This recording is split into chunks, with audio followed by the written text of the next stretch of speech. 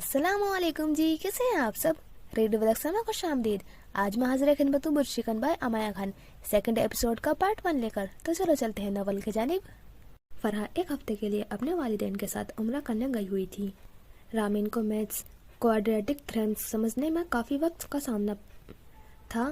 घर में यकसुई से पढ़ाई नहीं की जा सकती थी। वो अक्सर औकात अपने स्कूल से आकर मुकम्मल किया करती थी। ब्रेक के बाद मैथ्स का पीरियड था और उसका काम अभी तक बाकी था। कुछ समझ में नहीं आ रहा था, कैसे करें। वो परेशान सी कॉरिडोर में सीढ़ियों पर बैठी इधर उधर देख रही थी। महरिज उसके सामने से गुजरा तो रामीन ने उसे आवाज देकर रोक लिया। वो फौरन उसके पास चला आया। हाँ बोलो। वो थोड़ा झिझक रही थी। अपने सलूक के पेश नज़र उसे तवक्को नहीं थी कि महरिज उसकी मदद करेगा, लेकिन 2 दिन पहले लाइब्रेरी में दी गई तसल्लियों ने थोड़ी हिम्मत बंधाई थी कि वह उसे मदद के लिए बुला रही थी। मुझे ये फॉर्मूला क्वाड्रेटिक की जरा समझ नहीं आ रही। मेरा थ्योरी भी रहता है, मुझे समझा दो प्लीज। उसने अपने मिजाज के बिल्कुल बरक्स नरमी से बात की इल्तिजा की। महरिज ने अपनी घड़ी में वक्त देखा। देखो, ब्रेक खत्म होने में 5 मिनट रहते हैं। मैं अपना जर्नल लाता हूँ, तुम फिलहाल उसे कॉपी कर लो और टीचर को होमवर्क सबमिट करवा दो। मैं तुम्हें कल गेम्स के पीरियड में समझा दूंगा। वो उठ खड़ा हुआ। महरिज ने हमेशा की तरह चुटकी में उसका मसला हल कर दिया। रामीन ने उसका शुक्रिया अदा करना चाहा, मगर वह अपना जर्नल लाने जा चुका था। अगले दिन महरिज ने अपने कॉल के मुताबिक उसे थ्योरीज हल करना सिखाए। वो निहायत संजीदगी से उसे एक एक बात समझा रहा था। उसकी नजरें किताब के अलावा कहीं नहीं उठती थी। सारा फॉर्मूला समझाने के बाद उसने रामीन को अपना रफ रजिस्टर थमाया और कहा, क्लास और होमवर्क में किए गए सारे थ्योरीज इसमें लिखे हैं। तुम इसे घर ले जाओ और इसमें से हेल्प लेकर प्रैक्टिस करो। ओके, मैं जा रहा हूँ। कोई और हेल्प चाहिए हो तो बुला लेना बिना झिझक। महरिज अपना बैग उठाकर अपने दोस्तों के पास चला गया। उसके जाने की कुछ ही देर बाद रामीन को याद आया कि उसे बायोलॉजी के भी नोट चाहिए थे। वो अपना पेन बंद करके उठी और नपे-तुले कदमों से बास्केटबॉल कोर्ट से गुजरकर उसके सामने पहुंच गई। महरिज और कुछ लड़कों का ग्रुप पूल से जरा आगे खड़ा बातों में मसरूफ था। रामीन कुछ दिनों से महरिज के देखने पर गड़बड़ा सी जाती थी। हालांकि ज्यादातर वो नजरें झुकाए कर रखता था, मगर जब उठाता तो वो कुछ झिझकती हुई उससे बात शुरू करने ही वाली थी कि सब लड़के इकट्ठे आगे बढ़ने लगे। उनके सामने महरिज भी चलने लगा। रामीन उल्टे कदमों पीछे हटी रही और बात भी करती रही। फिर जैसे ही वह अपनी बात खत्म करके तेजी से मुड़ी, उसका सर पुल से टकरा गया, जहां उसकी आंखों के आगे एकदम अंधेरा छा गया। वहीं सब लड़कों के बेइख्तियार कह के बुलंद हुए। रामीन ने जोर से अपना सर झटक कर दिन में नजर आते तारों को रक्स करने से रोका था। इतने कहकों के बीच में फकत एक शख्स की नरमी आवाज से उसकी खैरियत दरियाफ्त कर रही थी। उसने आंखें खोलकर देखा। महरिज लब भींचकर अपनी मुस्कुराहट छुपाने के नाकाम कोशिश कर रहा था। उसके पास खड़ा होकर उसका हालचाल पूछ रहा था। हाँ, वो बमुश्किल कहती आगे बढ़ गई। वो शर्मिंदा थी, लेकिन हंसी तो उसे भी आ रही थी। ये वाकई याद आते ही महरिज मुस्कुराने लगा। कैसी पगली थी वो, हर काम में तेजी दिखाती, अपनी खूबसूरती से बेखबर, सीधी सादी सी। स्कूल को ऑडिटर आने वाले थे। पूरे स्कूल में तैयारियां जोरों शोरों से जारी थी। विजिट वाले दिन वो सब सीनियर परफेक्ट हाई अलर्ट थे।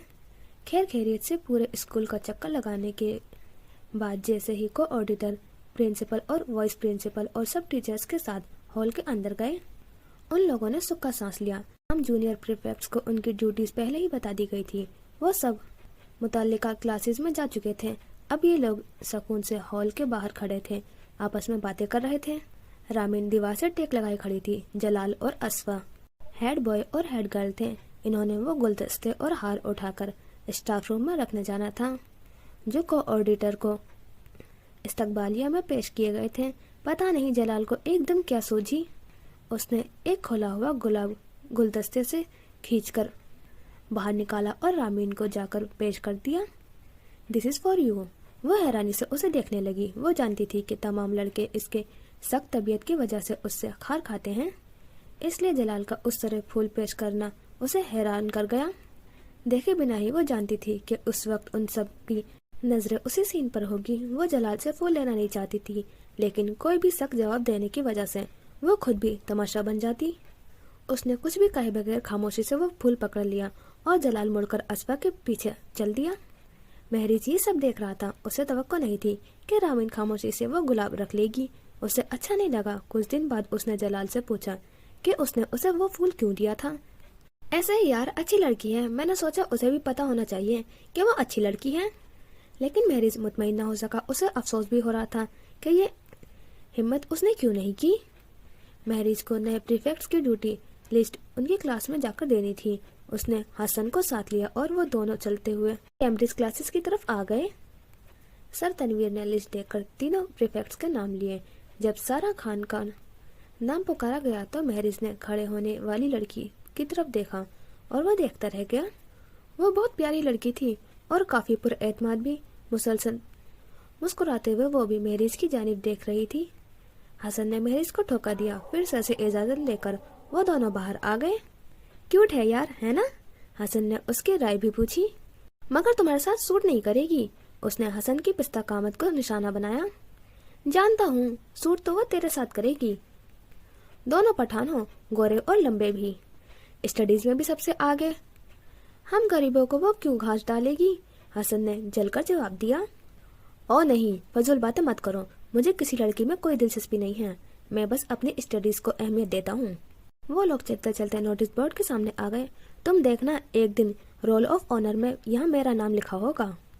اس نے اپنی اونچی دیوار پر ٹنگی اس بورڈ کی طرف اشارہ کیا جن پر رول آف آنرز حاصل کرنے والے تمام اسٹوڈنٹس کی نام جعلی حروفوں میں درج کیے گئے تھے۔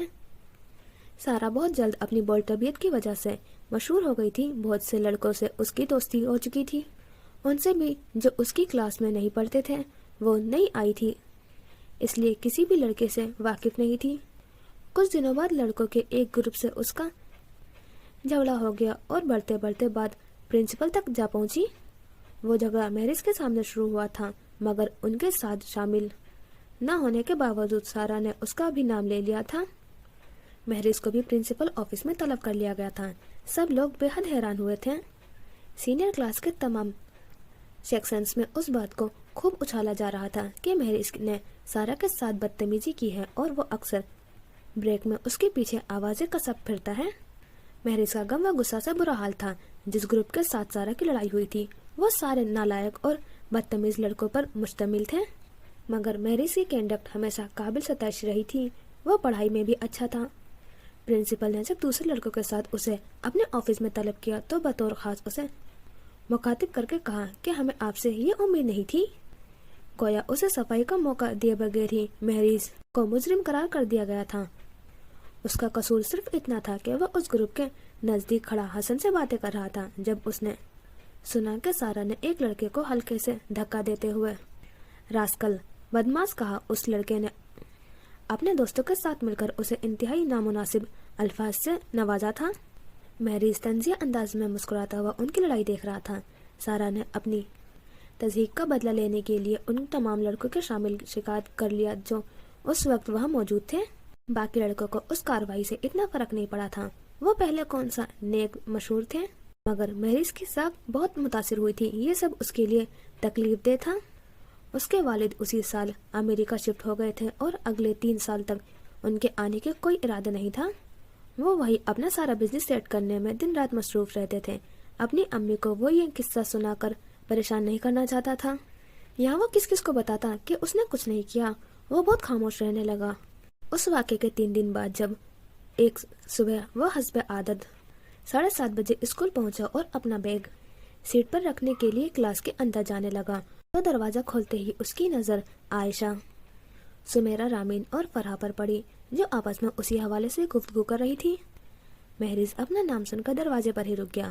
ان سب کی پشت دروازے کی جانب تھی، اس لیے وہ اسے آتا نہیں دیکھ پائی۔ آسیہ سارا کے ساتھ دوستی کا حق ادا کر رہی تھی۔ اس نے کہا، تمہیں معلوم ہے وہ سارا سے فرینڈ شپ کرنا چاہ رہا تھا۔ جب اس نے مہریز سے دوستی کرنے سے انکار کر دیا تو اسے تنگ کرنے لگا اور ان لڑکوں کو بھی وہی اکساتا تھا کہ اسے پریشان کریں۔ میں نہیں مانتی، مہریز کو رامین کی آواز سنائی دی۔ اس نے دروازہ تھوڑا اور کھول دیا۔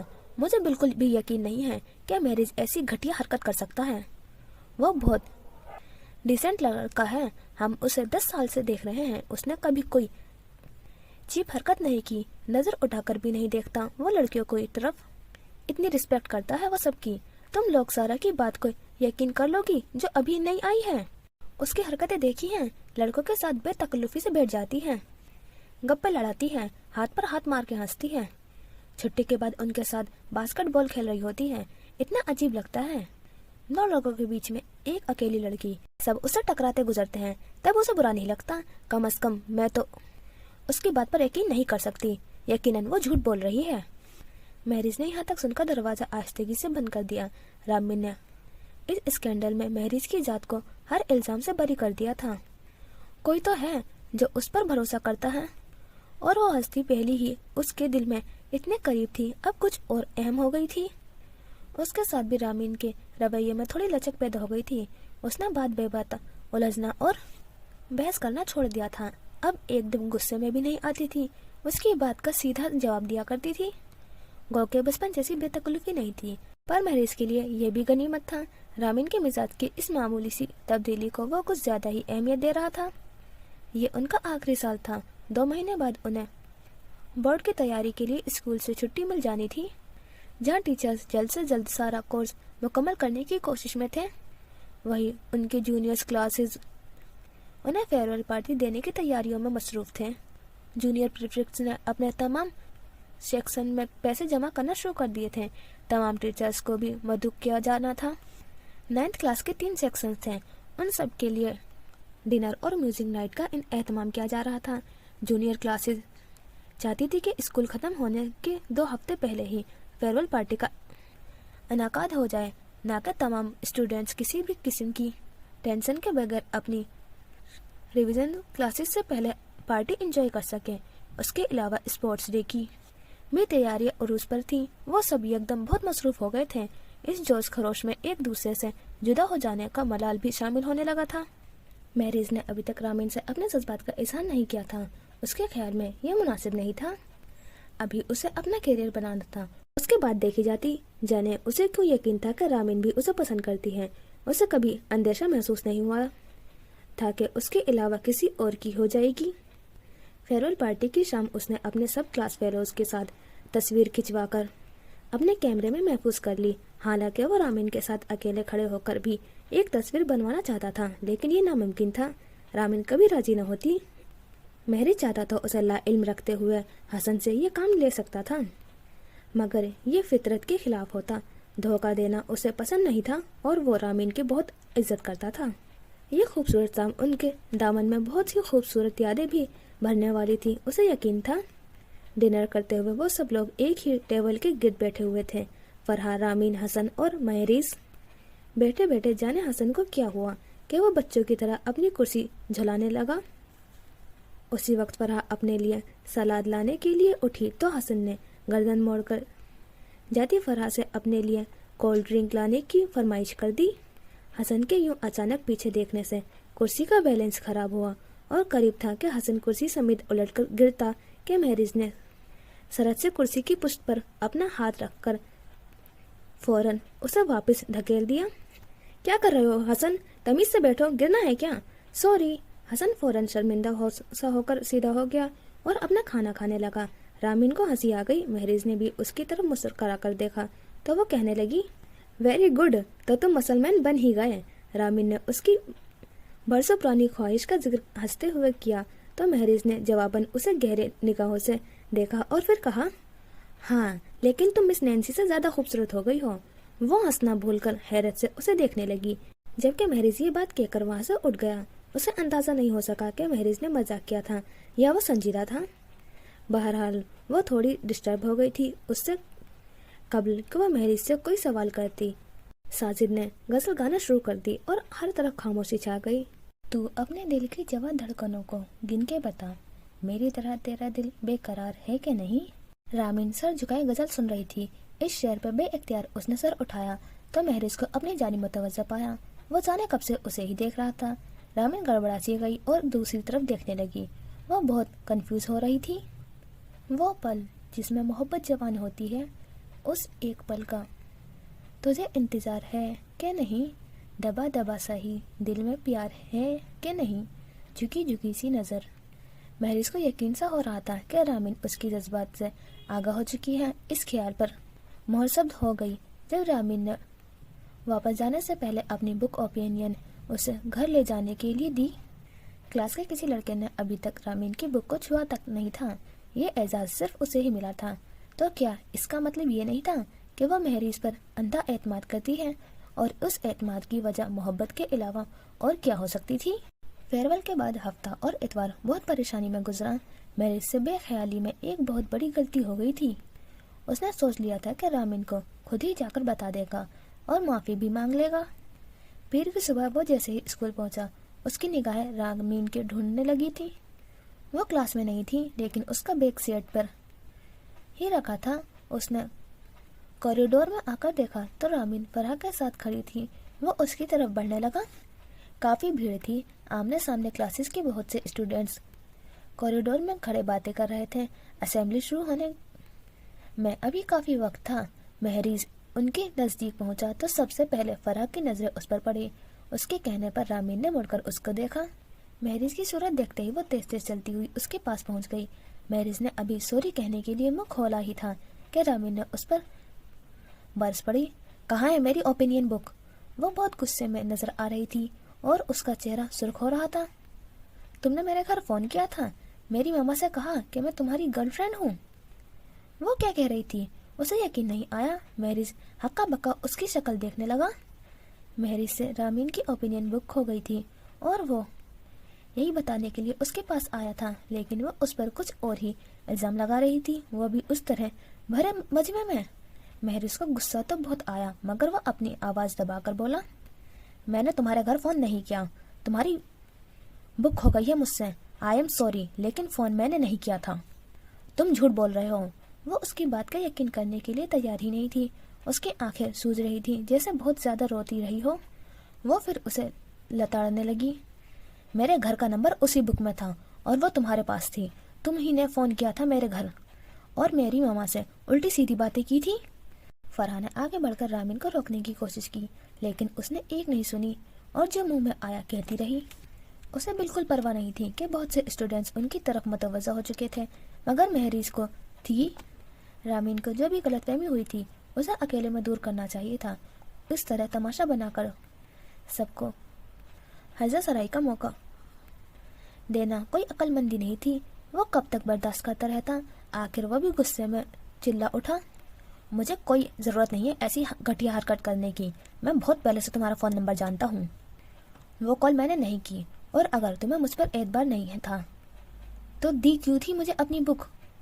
ना दे दी, मैंने तुम्हारी मिन्नतें नहीं की थी। रामीन खामोश हो गई। महरीज गुस्से में पैर पटकता हुआ वहां से चला गया। ये पहली बार हुआ था कि महरीज ने जवाब दिया। उस पर गुस्सा निकाला था। उसने भी तो हद कर दी थी। एक बार फिर वो स्कूल में हॉट टॉपिक बन चुका था। रामीन उसके साथ इस तरह बात करेगी, उसे सबके सामने जलील करेगी, वो सोच भी नहीं सकता था। शदीद गम व गुस्से की हालत में वो उस दिन स्कूल से निकला था। उस दिन के बाद वो दोबारा वहां नहीं गया था। वो रामीन की सूरत भी नहीं देखना चाहता था। स्टूडेंट्स के मायने खेस भरी निगाहों का सामना करने की अब उसमें हिम्मत नहीं थी। वो घर पर रहकर भी अपने एग्जाम्स की तैयारी कर सकता था। मुश्किल तो था, लेकिन उसने कोशिश करके सब कुछ भुलाकर अपना सारा ध्यान पढ़ाई की तरफ कर लिया था। लड़के लड़कियों के इम्तिहानी मरकज मुख्तलिफ थे। इस वाक्य के बाद उन दोनों का आमना सामना नहीं हुआ। बोर्ड का रिजल्ट जारी हुआ तो महरीज ने फर्स्ट पोजीशन हासिल की थी और फरहा आलिम फकत 3 नंबरों के फर्क से सेकंड आई थी। अपनी मार्क्स शीट लेने वो हसन के साथ स्कूल गया था। एडमिनिस्ट्रेशन में कोई मसला चल रहा था, जिसके पास उनकी अवार्ड सेरेमनी नहीं की जा रही थी। टीचर्स और प्रिंसिपल्स से आखिरी मुलाकात करके वो दोनों बाहर आ गए। उसी वक्त रामीन अपनी गाड़ी से निकल रही थी। महरीज को देखकर वो उसकी तरफ बढ़ी। वो भी उसे देख चुका था, लेकिन मिलना नहीं चाहता था। हसन के रोकने के बावजूद वो तेजी से अपनी गाड़ी में जाकर बैठ गया और वहाँ से रवाना हो गया। रामीन नम आंखों से उसे ज्यादा देखती रही। जिसी कॉलेज से FSC करने के बाद महरीज टोपी चला गया। उसे जीकी में एडमिशन मिल गया था। उसकी रिहाइश का बंदोबस्त हॉस्टल में हुआ था और वो अपना जरूरी सामान लेकर इस्लामाबाद चला गया, जहाँ से इंस्टीट्यूट की बस तमाम स्टूडेंट्स को लेकर तरहला से आगे वसी और इस रकबे पर तामीरशुदा खूबसूरत इमारतों के झुरमुट में पहुंच गई। गुलाम इसहाक खान इंस्टीट्यूट ऑफ इंजीनियरिंग शहरी आबादी से दूर होने के बाद स्टूडेंट्स को तमाम सहूलियात दरसगाह में ही फराहम की जा रही थी। महरिज ने यहाँ भी गैर मामूली कारकर्दगी दिखाई और हर सेमेस्टर में पोजीशन लेता रहा। उसे दिन रात पढ़ाई के अलावा कुछ नहीं सूझ सकता था। बीता हुआ कल जैसा कभी उसकी जिंदगी का हिस्सा था ही नहीं। वो उस तरह अपने माजी से पीछा छुड़वा बैठा था। उसने जानबूझकर हसन से भी हर किस्म का राब्ता तोड़ दिया था। हसन के मुख्तलिफ मैसेजेस अक्सर उसके मुंतजिर होते थे। उसके बावजूद वो ना उसे फोन करता और ना ही पैगाम छोड़ता था। पता नहीं वो उसे क्यों नजरअंदाज कर रहा था। उसके ग्रेजुएशन का अभी दूसरा साल था। वो कुछ दिनों के लिए लाहौर आया था। कुछ कपड़े खरीदने के लिए वो शॉपिंग मॉल पहुंचा। शॉप के अंदर वो हैंगर्स पर लगी शर्ट आगे पीछे कर रहा था कि अपने कंधों पर उसे किसी का हाथ का दबाव महसूस हुआ। उसने गर्दन मोड़कर पीछे देखा तो वो हसन था। नए दोस्त बना लिए तो पुराने दोस्तों को बिल्कुल भूल गया। हसन ने सख्त लहजे में उसके गुज़िश्ता रवैये का शिकवा किया। महरिज ने कोई जवाब दिए बगैर आगे बढ़कर उसे गले लगा लिया। हकीकतन उसे हसन को देखकर खुशी हो रही थी। कुछ ही देर में वो दोनों कैफे में साथ बैठे गपशप लगा रहे थे। खाना ऑर्डर करने के बाद हसन ने अपनी जिंदगी के हवाले से कुछ बातें की और महरिज से उसके काम के बारे में पूछा रहा। अपनी स्टडी के बारे में बताते हुए महरिज को अचानक ख्याल आया, कुछ मालूम है दूसरे क्लास फेलोज कहाँ हैं, क्या कर रहे हैं?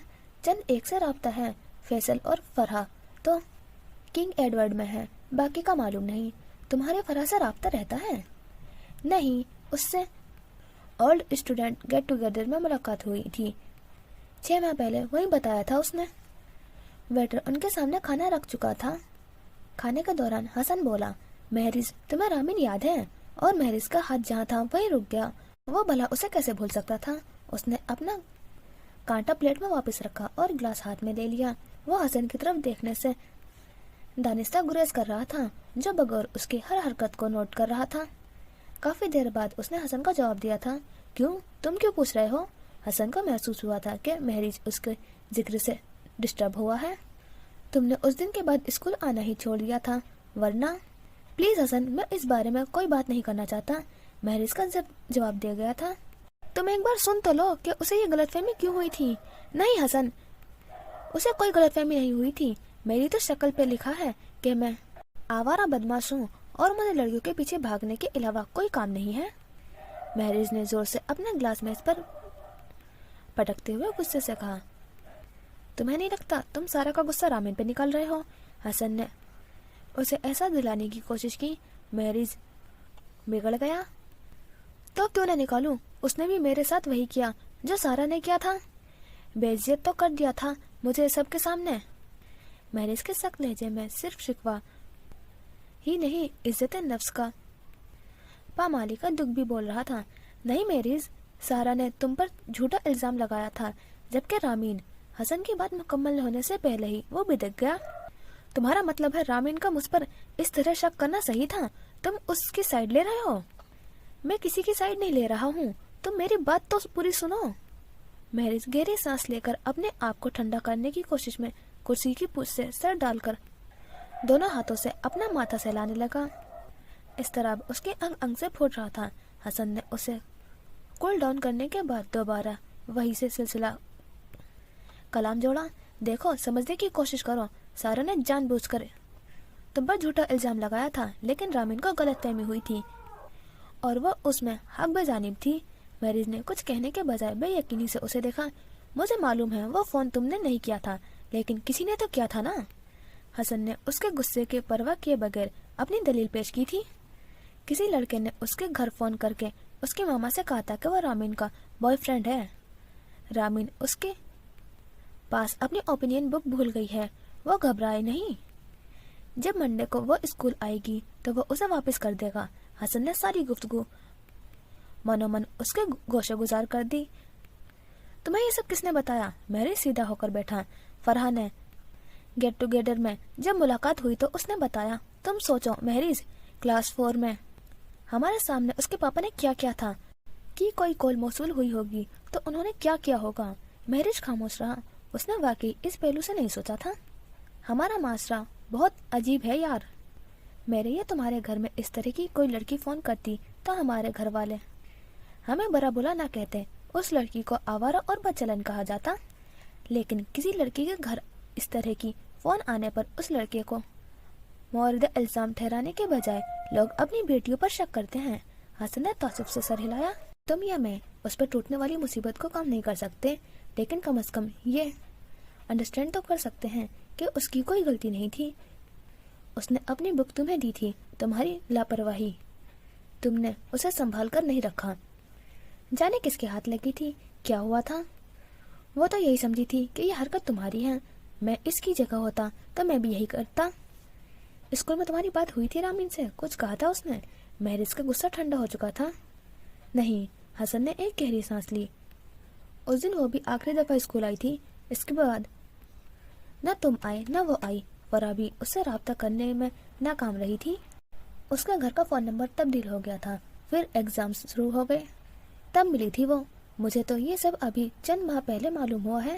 فرا بتا رہی تھی کہ اس کے والدین اس پر بہت سختی کرتے ہیں، کہیں آنے جانے بھی نہیں دیتے، کالج میں آنے کے باوجود اسے کسی قسم کی آزادی نہیں ہے۔ رامین پر کیا گزر رہی ہے؟ حسن نے مغرور بھر کوشش کی تھی اسے سمجھانے کی، اسے ایسا کرنے کی ضرورت نہیں تھی۔ مہریز اس سے کئی بہتر سمجھ سکتا تھا کہ رامین کیا محسوس کر رہی ہوگی۔ وہ اپنے برہم دل کی پکار انسنی کرتا ایک بار پھر دل کے اس خانے کے پاس جا پہنچا تھا جہاں رامین کے لیے صرف محبت تھی۔ اپنے اس جذبے کو پروان چڑھانے کے لیے اسے کبھی کوئی تردد نہیں کرنا پڑا تھا۔ ایک خودرو پودے کی طرح وہ محبت بنا کسی دیکھ بھال کے دن بدن پھولتی جا رہی تھی۔ مشکل تو اسے رامین سے خفا ہونے اور اس خفگی پر قائم رہنے میں پیش آئی تھی، اس سے دور رہنے میں ہوئی تھی۔ اب جبکہ وہ جان گیا تھا کہ وہ پریشان ہے، جس طرح وہ اس کے بغیر اداس اور پریشان رہتا تھا، وہ اس کے پاس جانا چاہتا تھا، اس سے ملنا چاہتا تھا، اس سے بات کرنا چاہتا تھا۔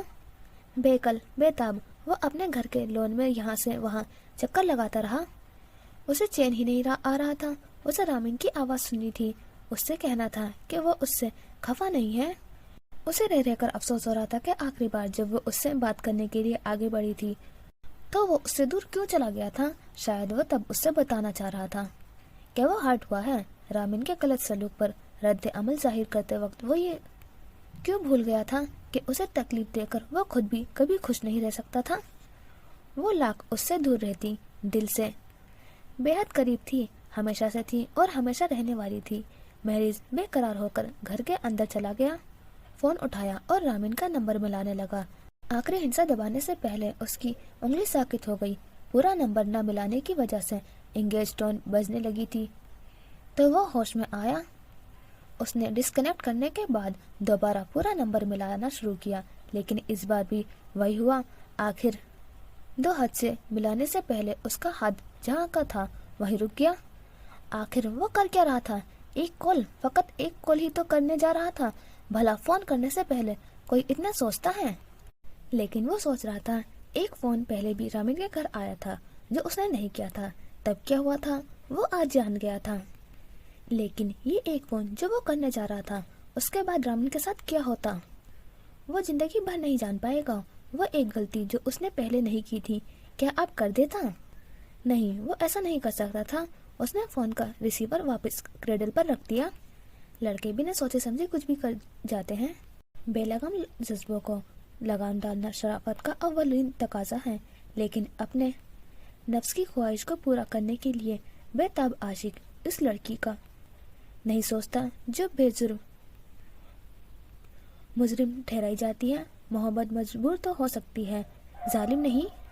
اور وہ رامین سے محبت کرتا تھا، اس کے لیے بے بس تھا، مجبور تھا۔ وہ فون نہیں کر سکا۔ اس شام رامین کا گھر جا پہنچا تھا، شاید اس کی ایک جھلک دیکھنے کے لیے۔ اس کی کار نزدیک آنے سے پہلے رامین کے پاپا آرستہ محل کا گیٹ کھلوا کر اپنی کار اندر داخل کر رہے تھے، پھر گیٹ بند کر دیا گیا تھا۔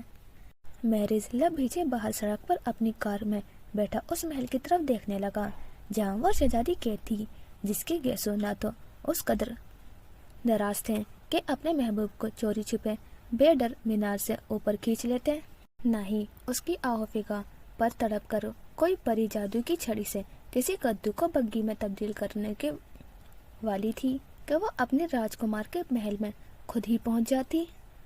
उसकी तो माँ भी सौतेली नहीं थी कि शिकारी को जंगल में उसके हमरा भेजकर उसे कत्ल करने का हुक्म दे देती और वो भागकर अपनी जान बचाकर बोनो की मदद से उसके पास पहुंच सकती। उसके बाहर आने का कोई जरिया नहीं था। वो फकत सोए हुए महल की सोई हुई उस शहजादी की मानिंद थी जिसकी मोहब्बत हासिल करने के लिए शहजादे को 100 साल इंतजार करना था। 100 साल बाद ही वो खारदार झाड़ियों से घिरे उस महल की हदूद पार कर सकता था। वो बहुत देर तक वहीं बैठा रहा। उसे नहीं मालूम था वो और कितनी देर यहाँ बैठा रहा। शायद सारी रात बैठा रहा था, सारी उम्र बैठा रहता कि 100 साल पूरे होने में तो अभी बहुत वक्त बाकी था। माजिद का फोन आया था। उसकी अम्मी ने कॉफी का मग उसके सिरहाने रखते हुए उसे मुतल्ला किया। उन्हें अमेरिका शहरियत मिल गई है। उन्होंने कुछ पेपर्स मंगवाए हैं, फिर हमें भी बुला लेंगे अपने पास। मैरिज ने टीवी की आवाज बंद कर दी और बिस्तर पर सीधा हुआ कर बैठ गया। उनकी बात का उसके कोई जवाब नहीं दिया था, बस खामोशी से अपना मग उठाकर कॉफी के घूंट भरने लगा। वो यूं भी कम बोलता था। उसकी अम्मी को आदत थी उनकी 10 बातों के जवाब में हूँ हाँ के अलावा महरिज के मुंह से कुछ और बात निकलती तो वह फौरन खिड़की से बाहर देखने लगती कि शायद सूरज मगरिब से निकला है। वैसे उन्हें इससे कोई शिकायत नहीं थी और न ही उसने इसे मौका दिया था। तुम्हारा ग्रेजुएशन मुकम्मल होने में अभी 2 साल है। सोचती हूँ इसके बाद तुम्हारी शादी कर दूँ, फिर हम सब अमेरिका चले जाएंगे। मुझे अभी शादी नहीं करनी। अपनी कॉफी खत्म करते ही उसने मग एक तरफ रखा और कंबल हटाकर बिस्तर से निकलकर खड़ा हो गया और अलमारी से कपड़े निकालने लगा। अभी नहीं होगी शादी, वह अपना रुख उसकी जानिब करते हुए बोली। बस लड़की ढूंढना शुरू करूंगी, उसमें थोड़ा टाइम निकल जाएगा। फिर जैसे ही मेरे बेटे के लायक अच्छी सी लड़की मिल जाएगी, मंगनी या निकाह वगैरह करेंगे और इसके भी पेपर्स बनवा लेंगे। यूं जाने में किसी वक्त का सामना नहीं करना पड़ेगा। वो उनकी प्लानिंग सुनकर मुस्कुरा दिया। आप तो बहुत दूर का सोच रही हैं। वैसे फिलहाल मैं इस झंझट में नहीं पड़ना चाहता। जब गर्दन फंसानी होगी तो बता दूंगा आपको। वो साथ साथ अपने कपड़े प्रेस कर रहा था। अम्मी ने टेबल से मग उठाया, फिर कुछ सोचते हुए उन्होंने पलटकर महरीज की तरफ देखा और उसके नजदीक आकर प्यार से उसके चेहरे पर हाथ फेरने लगी। महरीज पहले तो हैरान हुआ, फिर उसकी संजीदा चेहरे पर नरम सी मुस्कुराहट नमूदार हुई। क्या हुआ है महरीज, तुम मुझे खुश नहीं लग रहे। महरीज ने अम्मी को परेशान देखा तो उसे अफसोस सा होने लगा। गो के उसने कभी अपने रवैये से जाहिर नहीं किया था, पर उनसे छुपाना मुश्किल था। आपको क्यों लगता है कि मैं खुश नहीं हूँ? वो उनका हाथ पकड़कर कुर्सी तक लेकर आया और फिर आहिस्तगी से उन्हें बैठाकर अपना सर उनकी गोद में रखकर जमीन पर बैठ गया। वो उसके बालों में हाथ फेरते हुए कहने लगी, मुझे ऐसा लगता है बातूनी तो तुम पहले भी नहीं थे, लेकिन तुम्हारी आंखें जगमगाती थी, मुस्कुराते रहते थे तुम। अब मुझे तुम्हारी आंखों में गहरा दुख नजर आता है। मुझे नहीं बताओगे? माँ हो तुम्हारी, वो लाड प्यार से पूछ रही थी। कुछ नहीं हुआ अम्मी, पढ़ाई का स्ट्रेस ज्यादा है, थक जाता हूँ। आप फिक्र ना करें, जब आपका बेटा मुकम्मल मैकेनिक इंजीनियर बन जाएगा और अपनी अच्छी सी जॉब हासिल कर लेगा ना, तब आप मुझे हमेशा मुस्कुराता देखेंगी। माँ ने यकीन कर लिया। माँ बहुत जल्द यकीन कर लेती हैं। मैरिज उनसे क्या कहता, जो उसे चाहिए था वो दुनिया के किसी के बस में नहीं था। उसकी आंख से बगैर इजाजत चंद आंसू टपके और उसकी माँ के दामन में जज़ब हो गए। कुछ दिन पहले उसने रामीन को उसकी मंगेतर के साथ देखा था। वो दोनों शॉपिंग कर रहे थे। उनके साथ एक अधेड़ उम्र खातून भी थी जो शायद उस लड़के की वालिदा थी। मैरिज उनकी तरफ उस वक्त मुतवज्जा हुआ जब उस शख्स ने रामीन का नाम लेकर उसे पुकारा था। मैरिज ने फौरन मुड़कर देखा था। वो कितने सालों से उसे देखने का ख्वाहिशमंद था, लेकिन इस तरह यूं किसी और शख्स के साथ हरगिज नहीं। वो शख्स कितने इस्तेहाक से उसका नाम ले रहा था। मैरिज का दिल दुख से भर गया। रामीन को तो उसने चाहा था, वो किसी और के साथ क्यों थी? उसे मैरिज का नहीं होना था तो फिर उसके दिल में क्यों बस गई थी? रामीन को ऐसा नहीं करना चाहिए था। वो फौरन वहां से चला आया था। अपने घर आकर अपने कमरे में बंद होकर वो जिंदगी में पहली बार रोया था, फूट फूट कर, बच्चों की तरह बिलक बिलक कर। उसे सब्र आके नहीं दे रहा था। फिर जाने क्यों उसने वो काम किया जो पहले कभी करने की जरूरत पेश नहीं आई थी। उसने दुआ के लिए हाथ उठा दिए, बहुत तड़प तड़प कर दिल से दुआ मांगी, या अल्लाह वो शख्स रामीन को छोड़कर चला जाए, मैं उस लड़की को अपने लिए चाहता हूँ, उसे मेरा नसीब कर दे, वो मुझे मिल जाए। वो दुआ मांगकर रुका नहीं था, काफी देर तक रोता रहा था। शाम को वो रामीन के घर की तरफ रवाना हो गया। उसके दिल का सुकून जाने क्यों उसे यकीन दिला रहा था कि उसकी दुआ कबूल हो गई है, लेकिन वहाँ पहुंचकर उसे इल्म हुआ कि वो खाली हाथ लौटा दिया गया था। रामीन का शानदार घर रंग व रौनक के सैलाब में डूबा हुआ था। बाहर गेट पर अपनी गाड़ी पार्क करके जब वो अंदर दाखिल हुआ था तो कुछ अनजान चेहरों ने मेहमान समझकर उसका इस्तकबाल किया। वो खामोशी से आगे बढ़कर स्टेज की तरफ आया जहाँ रामीन निकाह के बाद दुल्हन बनी अपने शोहर के साथ बैठी थी और मुस्कुराते हुए आने वाले के मुबारकबाद वसूल कर रही थी। मेहरी जिस खामोशी वहाँ आया था उसी तरह वापस हो लिया। मोहसिना ने हल्के नीले रंग रोशन शुदा लकड़ी के दरवाजे से लटकी जंजीर खड़खड़ाई। कुछ लम्हों का इंतजार भी जानलेवा था। दरवाजा खुल गया। इतनी देर लगा दी। घर में दाखिल होते ही मोहसिना ने बुर्का उतार कर मेहजबीन को पकड़ाया। मेहजबीन ने सर पर तौलिया लपेट रखा था। माँ का बुर्का तय करते हुए बोली, बस अम्मी जी नहाने चली गई थी। हांडी चढ़ाई तूने? मोहसिना सहन में रखे मोड़े पर बैठ गई और दस्ती पंखा झल्लाते हुए पूछा, नहीं अम्मी जी, स्कूल का काम खत्म करके नहाने चली गई थी। क्या अभी तक हांडी नहीं चढ़ाई तूने? 6:30 बज रहे हैं, कब करेगी? उन्हें गुस्से ही आ गया। मैं आप कर लूंगी, तू ना आना बावर्ची में। वो नाराज होते उठने लगी कि मेहजबीन ने मना किया। ओह अम्मी जी गुस्सा ना हो, मैं आलू चढ़ा दूंगी, जल्दी पक जाएंगे। रहन दे, आलू चढ़ा दूंगी। मोहसिना ने घबकी में उसकी बात दोहराई। एक कम क्यासी औदी ना होवे तुझसे। मेरी ऐसी हालत, रिश्तेदारियां निभाऊं, सौदे लाऊं, बच्चे पालूं, खाना पकाऊं, हर वक्त अपनी हड्डियां साड़ूं, तुम बच्चिया से कोई असर न होवे, माँ काली मर जाए। मोहसिना उठकर बावर्ची खाने में पेड़ी पर बैठी प्याज छीलने लगी। मेहजबी ने जबरदस्ती उनके हाथ से छुरी ली और उन्हें कमरे में छोड़कर आई। उनकी हालत ऐसी नहीं थी कि बावर्ची खाने में पेड़ी पर बैठकर काम कर सके। मोहसिना के यहाँ 5वें बच्चे की आमद नजदीक थी। दाई ने मतवा का दिन महीने का आखिर बताया था। मेहजबी उनकी सबसे बड़ी बेटी थी। उसके बाद मोहसिना का एक बच्चा कोख में ही जाया हो गया था। फिर एक बेटा तारिक था जो 6 साल का हो चुका था। तारिक के बाद एक और बेटा हुआ था जो 1.5 साल की उम्र में ही इंतकाल कर गया था। अब जबकि मेहजबी 13 साल की हो रही थी, मोहसिना एक बार फिर उम्मीद से थी। मेहजबी हत्तल मकदूर उनका ख्याल रखने की कोशिश करती थी। हंडी चढ़ाकर वो हाथ धोकर गीले हाथ अपने दुपट्टे में पोंछती माँ के पास कमरे में आ गई। लाओ माँ जी, पैरों की मालिश कर दूं, सूजन कम हो जाएगी। मोहसिना ने खामोशी से चारपाई पर पाँव फैला दिए। सूजे हुए पाँव पर नीली रगें फूलकर बहुत नुमाया नजर आ रही थी। मेहजबी ने तासुफ से माँ की हालत देखी और आहिस्ता आहिस्ता तेल मलना शुरू कर दिया। इस बार अब्बा जी आए तो उन्हें जाने न देना अम्मी जी, उसने कहा। तो क्या समझे है? मैंने नहीं कहा, 1000 बार कहा है, वो मेरे कहाँ सुने। वो ठंडी सांस भरकर बोली। सलामु अलैकुम प्रोफेसर साहब, कैसे मिजाज हैं आपके?